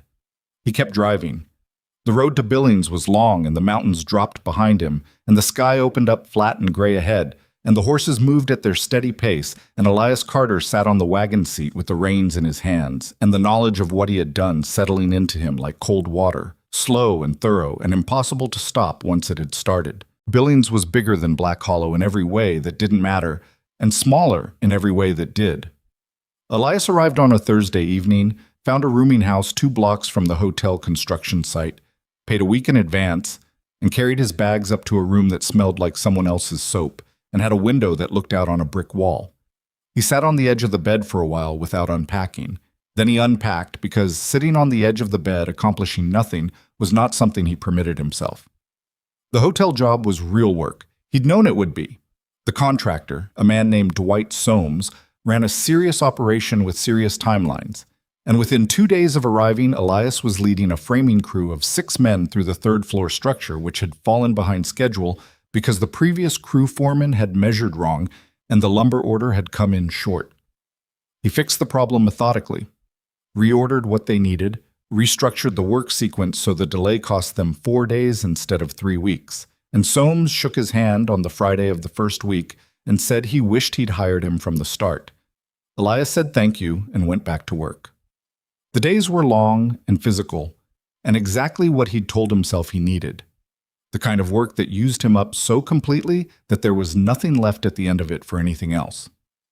He ate at a diner on the corner, a spare place with good coffee and indifferent food, and he went back to his room and slept and got up and went back to the site. He built things. He was very good at it. The crew respected him. Soames left him alone to manage his section without interference. It was everything he had asked for, and it was not enough. And he knew it was not enough within the first week, and spent the next 3 weeks pretending otherwise. He thought about Evelyn every day, not in the soft, comfortable way people sometimes describe thinking about someone they missed, not a warm presence in the background of his mind. He thought about her the way you thought about a wrong decision that couldn't be undone yet, with a specificity that was almost punishing. He thought about the way she'd said a man who leaves because he cares is still a man who leaves. He thought about her back turned toward him in the shop. He thought about the wooden flower he'd left on the counter, which now seemed to him a coward substitute for the only thing he should have left, which was himself. He wrote her a letter in the 3rd week. He sat at the small desk in his room after dinner and wrote 3 pages and read them back and folded them and put them in the drawer because they were the words of a man who wanted forgiveness without being willing to change anything, and she deserved better than that. He wrote another one in the 4th week, 2 pages. He got as far as I know, what I did and why I did it, and then stopped because what came next was the part he hadn't worked out yet. He put that one in the drawer too. What he had in that room in Billings was time. Time was the thing he had always managed by filling it. He had filled it for 8 years. with work, with solitude carefully maintained, with the useful and the practical and the professionally excellent. He had been very good at filling time. It was filling it in Billings, in a room that wasn't his, on a job that would end in 5 months, that finally made him understand what he'd actually been doing. He had not been living in Black Hollow. He had been surviving in it, waiting out time rather than spending it, building things for other people while his own life sat in the corner under a canvas tarpaulin the same way the hope chest did, preserved and untouched, and accumulating the particular loneliness of things that are maintained but not used. Clara had not made him that way. He had made himself that way, out of grief, and then he had maintained it out of habit. And then Evelyn Hart had arrived with a wagon and a sewing machine and the plainest sense of self he had ever encountered in another person. And the habit had started to crack. And instead of letting it crack, he had loaded his wagon and left before the damage could get worse. He was protecting himself. He had told himself he was protecting her. He had told himself a lot of things. The understanding came slowly and not all at once. There was no single moment of clarity, no sudden break. It came the way the frost came off the window in the morning, gradually, starting at the edges, the glass clearing by degrees until you could see through it. By the end of the 5th week, he could see through it clearly enough to understand what he was looking at. He was not a man who had been broken by loss. He was a man who had chosen, slowly and carefully over 8 years, to use loss as the reason not to risk anything. And that was different. Broken things didn't have a choice about their condition. He did. He had always had it. He had just spent a long time convincing himself otherwise because having a choice meant he was responsible for what he'd done with it. He sat at the small desk on a Sunday evening in the 5th week with a blank piece of paper in front of him, and he wrote 2 sentences. I've been wrong about what I was doing and why. I'm coming back. He folded it, addressed it, and took it to the post office before he could read it again and put it in the drawer. Then he went to find Soames. Soames was in his side office going over lumber invoices when Elias knocked on the door frame and came in. Soames looked up and registered something in Elias's face that made him set the invoices down. Something wrong with the framing? He said. No, the framing's good. You'll make your timeline. Elias sat down in the chair across from him. I need to talk to you about my contract. Soames was quiet for a moment. How early are we talking? 6 weeks instead of 6 months. Soames looked at him steadily. He was a practical man. Elias had come to understand this about him, who dealt in facts rather than explanations. The 3rd floor will be complete by then? And the 4th floor rough framing. I'll leave you notes on the 5th. Any competent framer can finish it with the plans we've got. You'll forfeit the remainder of the fee. I know. Soames looked at him for a long moment. He had the expression of a man who wanted to ask a personal question and had decided it wasn't his business. There's something back in Black Hollow that needs building, he said finally, which was the closest he was willing to get to the actual question. Yes, Elias said. There is. Soames picked his invoices back up. 6 weeks, he said. Don't leave me short on the 4th floor. I won't. He didn't. He worked the next 6 weeks with the focused intensity of a man burning through an obstacle rather than building towards something, and he left Soames with a completed 3rd floor, a 4th floor frame that was 3 days ahead of where it needed to be, and a set of notes on the 5th that were detailed enough to be useful. He shook Soames's hand on a Monday morning in January, loaded his wagon, and drove back toward Black Hollow through winter roads that were passable but not easy, which seemed appropriate. He had 4 days on the road to think, which was more than enough. He had already done the thinking. What the 4 days gave him was the particular stillness that came after a decision was made and fully accepted. Not peace, exactly, because peace implied the outcome was secure, and he didn't know if the outcome was secure. He might arrive in Black Hollow and find that he had used up what she had offered him. He might find that the room she said existed had been closed in the 5 weeks since he'd driven away. He thought about that. He sat with the possibility that he was too late, that she had rightly concluded he was exactly the kind of man who ran when it counted, and he held that possibility in his hands and felt its weight, and he didn't put it down. He'd spent 8 years putting things down because they were heavy. He was done doing that. He drove back through the mountain pass on a Wednesday afternoon with the wall visible above the valley as he came down, solid and white and enormous against a pale winter sky. Black Hollow sat below it the way it always had. the way it would long after everyone currently in it was gone, small and definite and real, the smoke from its chimneys going straight up in the cold, still air. He drove to his cabin first. He needed to put the horses up, unload, restore some order to a space that had sat empty for 5 weeks. He went inside, and the cold met him immediately, the settled cold of an unheated room. He built a fire in the stove, working quickly, and the wood caught and the stove began to tick, and the room started slowly to become habitable again. He looked at the bedroom doorway. The hope chest was still there, uncovered. He had left it uncovered, and it was still open to the room the way he'd left it, the dark cherry wood visible in the gray afternoon light coming through the window. He stood and looked at it for a moment, and then he did not go to it because what it held had already been looked at, and looking again was not what was needed now. What was needed was the other thing. He cleaned up as well as he could given the cold and the speed, put on a clean shirt, and walked toward Main Street in the January afternoon. The light was already in the window of Hart Tailoring. He stood on the opposite boardwalk for a moment and looked at it. The warm rectangle of it on the darkening street, the Hart Tailoring sign visible even in the low light. The sign had weathered 2 months of Montana winter and was still clean and readable, which told him something about the woman who maintained it. The building looked sound. The roof he could see from this angle was holding its snow properly, no sag, no irregularity. The work he described to her before he left had either been done or the structure was managing without it for now. He crossed the street. He knocked on the door. Footsteps inside. A pause. The pause of someone checking who it was, or preparing themselves, or both. Then the door opened. Evelyn looked at him. She was in her work apron, fabric shears tucked in the pocket, a piece of chalk behind her ear. She had been in the middle of something. The expression on her face was the most controlled thing he had ever seen. Not blank, not cold, but held. The way a structure was held when the forces on it were significant and the structure was meeting them. "Elias," she said. "I got your letter," she said, before he could say anything. "Last week." He nodded. 2 sentences, she said. "I know. I'm sorry it wasn't more." She stepped back from the door, which was not an invitation exactly, and not a refusal either. He came inside. The shop was warm from the stove, and it smelled the same as it always had, wool and cedar and the faint machine oil smell from the sewing machine. And the dressmaker's form near the window had a half-assembled dress on it in a dark red fabric that he didn't recognize from any of her previous work. "You have a new project," he said. "Eleanor Greer's Christmas dress. She decided she wanted it made after Christmas, which is very Eleanor."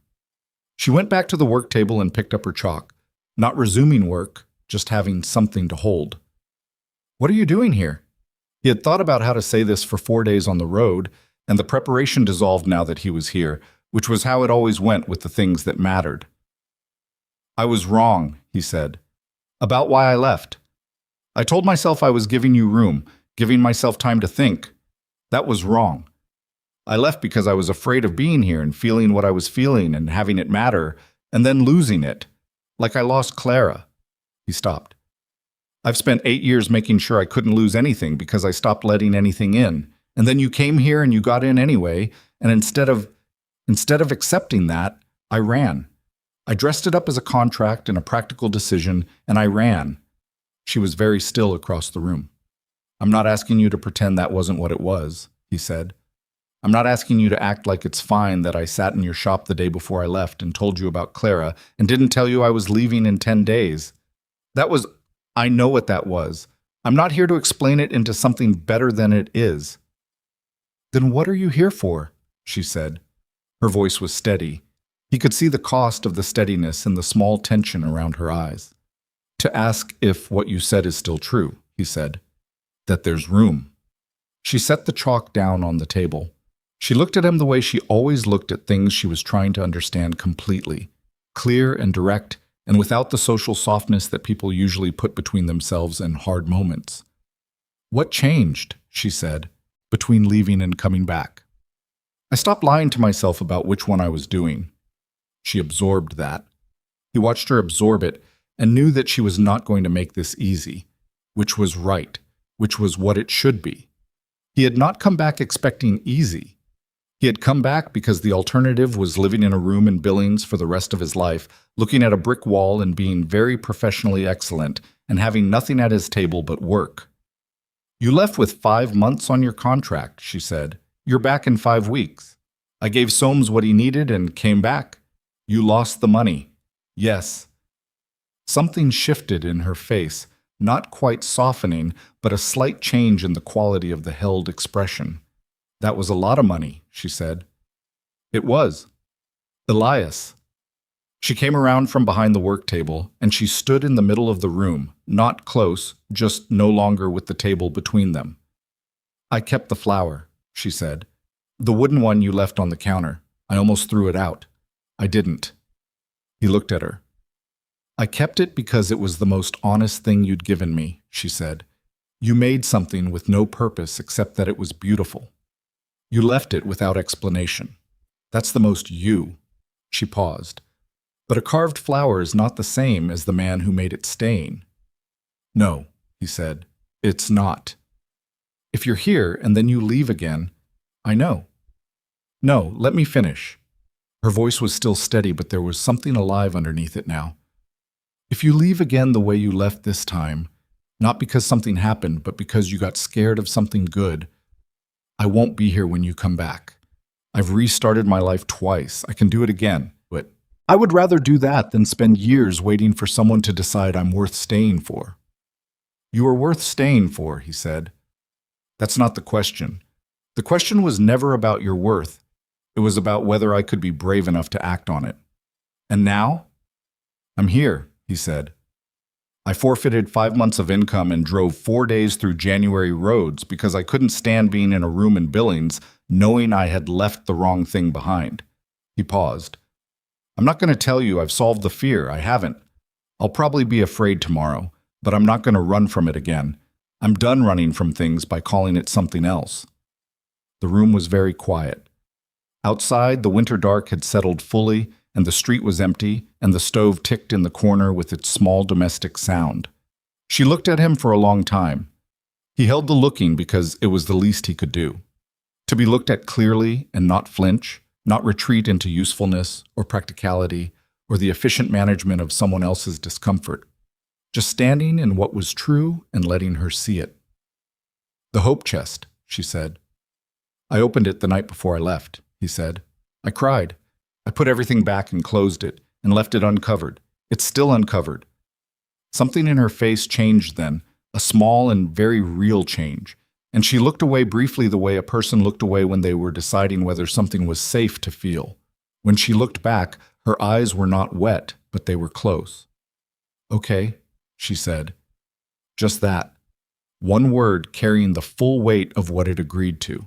He crossed the room and she let him, and he stopped in front of her and put his hand against her face the way a person touched something they had been afraid they would never touch again, careful and real.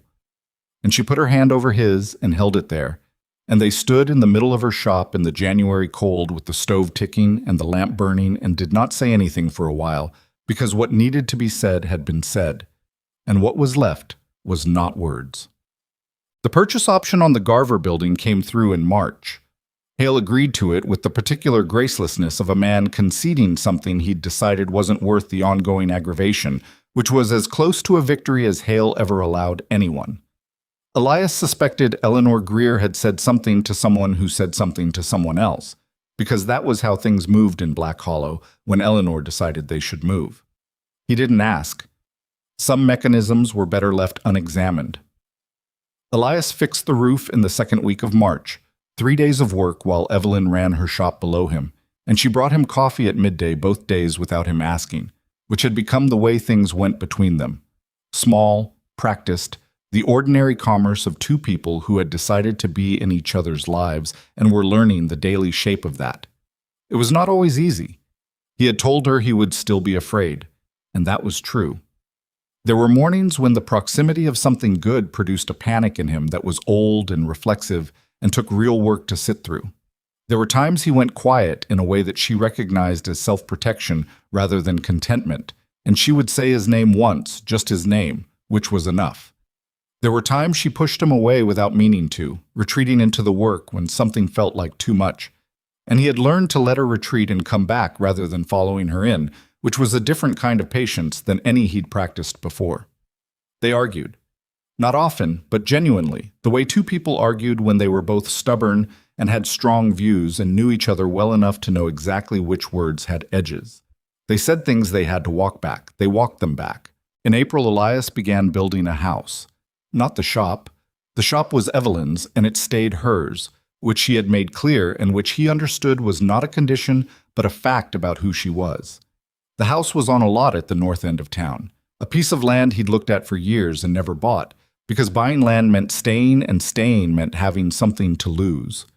He bought it in February and stood on it in the late winter snow and thought about what belonged there. He didn't build what he'd imagined for himself at 26. He built something different, wider porch than he'd originally thought, because Evelyn had mentioned offhand once that she liked to sit outside in the evening, and the evening in Black Hollow was cooler than Billings had been, and a wide porch with a southern exposure held the warmth longer. He built the kitchen with more counter space than he'd have put in for himself alone, because she worked at surfaces the way he worked at a bench, needing room to lay things out. He built a room with good north light that could be a second workspace if she ever needed to separate the business of the shop from the work of home. He did not build a perfect house. He built a true one. The summer was hot and dry, and he worked on the house in the mornings before the heat became serious and did other jobs in the afternoons, and ate dinner with Evelyn 3 or 4 nights a week, sometimes at his cabin and sometimes in the small back room of her shop where she'd put a proper table now, and they talked about everything and nothing in the way of people who had found that the other person was genuinely interesting to talk to, which was rarer than most people admitted. Samuel Greer asked Evelyn to dance at the summer gathering in July, and she danced with him once, politely, and Elias watched from across the field with the cider in his hand and felt the fear move through him and let it move through him and did not act on it, because some feelings were information and some feelings were just the old machinery running, and the job was to know which was which. She caught his eye across the field afterward, and the look she gave him was the clear-eyed, direct one that he had come to understand meant she saw him exactly as he was and had decided that was enough. And he looked back with the same plainness, and they did not need to cross the field to each other to have the conversation. He finished the house in September. The last thing he did was the front door. He built it himself, of course, cherry wood, the same species as the hope chest, darker and denser than pine, a door that would outlast them both if it was maintained. He hung it and tested it, and it opened and closed without catching, without resistance, smooth and true in the frame he'd built for it. He stood on the front porch in the September evening and looked out at the valley, at the wall dropping its long shadow across the lower land, at the town that had been his without fully feeling like his for 11 years. He thought about Clara. He thought about her still, would always think about her, which he had come to understand was not a problem to be solved, but a fact to be lived with, the way you lived with the weather or the angle of the light in a particular season. She was part of him, and always would be. The hope chest sat in the bedroom of the new house now, its lid open, the blue calico and the flower book and the sealed letter inside. Not hidden, not displayed, just present. The way things that were true and old and belonged to you were present in a life honestly lived. Evelyn came up the porch steps at dusk and stood beside him and looked at what he'd built. "The door's beautiful," she said. "Cherry wood," he said. "Same as the chest." She looked at him. She understood why. She understood most things he didn't say, which was either the best thing about her or the most terrifying, depending on the day. "It's a good house," she said. "It needs a garden," he said. "South side. I left the ground clear for it." "I don't know much about gardens." "I don't either," he said. "We'll figure it out." She was quiet for a moment. The evening light was long and flat and gold across the valley. "Elias," she said, "are you happy?" He thought about the question. He was not a man who had used that word much, who had thought of happiness as a category that applied to him. It had always seemed like something other people talked about, something that required a kind of uncomplicated lightness he didn't believe himself capable of anymore.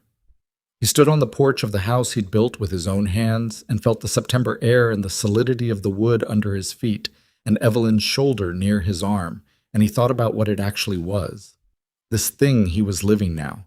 imperfect and sometimes difficult and real. Yes, he said. I think so. She nodded slowly, the way she nodded when she was filing something important. Good, she said. Just that. They stood there until the light went. The town below them went about its business. The wall turned dark against the sky. The door he had built stood solid in its frame behind them, cherry wood holding the warmth of the last of the day's light in its grain. The house holding the two of them in the plain and particular way that a well-built thing held what it was built for. There is something that takes a long time to understand, and most people only understand it after they have wasted years learning it the hard way. That protecting yourself from loss is not the same as living. The walls we build after we have been hurt are real, and they serve a purpose, and sometimes they are the only thing that gets us through. But a wall is not a life.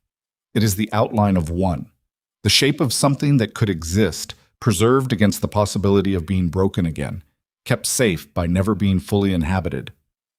Elias Carter had been a carpenter for 15 years by the time he understood this. He had built structures that would stand for generations.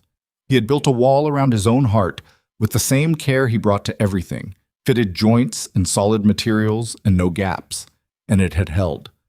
It had held very well. The bravest thing he ever did was not open the hope chest, though that took courage.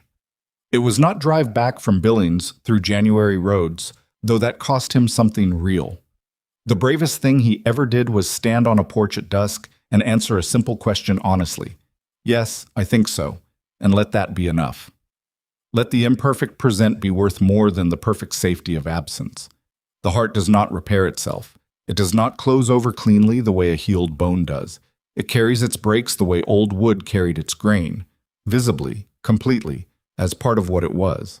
And what Evelyn had understood from the beginning was not that she could fix what had broken in him, but that broken and worth loving were not opposites. That a man who had been hurt badly and built walls and run when he was afraid and come back anyway was not less for any of it. She had not mended him by making him whole. She had mended him by staying clear-eyed and present and honest until he found his way back to the same. In Black Hollow, the years passed the way years did in small places, marked by the things that were built and the things that wore out, and the slow accumulation of what people made of what they had. The Garver building eventually became Evelyn's, the purchase option exercised in the third year, when Hale, aging and increasingly disinterested in managing commercial property, took the offer without ceremony. Eleanor Greer sent her granddaughter to Hart Tailoring for a wedding dress, which was the kind of referral that meant something beyond itself. The house on the north end of town got its garden, eventually, more chaotic than planned, the way gardens went when neither person tending it knew what they were doing. And something grew anyway, the way things grew when they were given enough time and enough honest attention. And Elias Carter, who had spent 11 years in a valley building things for other people while his own life sat covered in canvas, learned what he should have known from the beginning, that the skill was never in the building. It was in deciding what was worth building and staying at the work even when the wood was hard and the joints didn't fit, and the thing you were making asked more of you than you were sure you had. That was the work. That was always the work.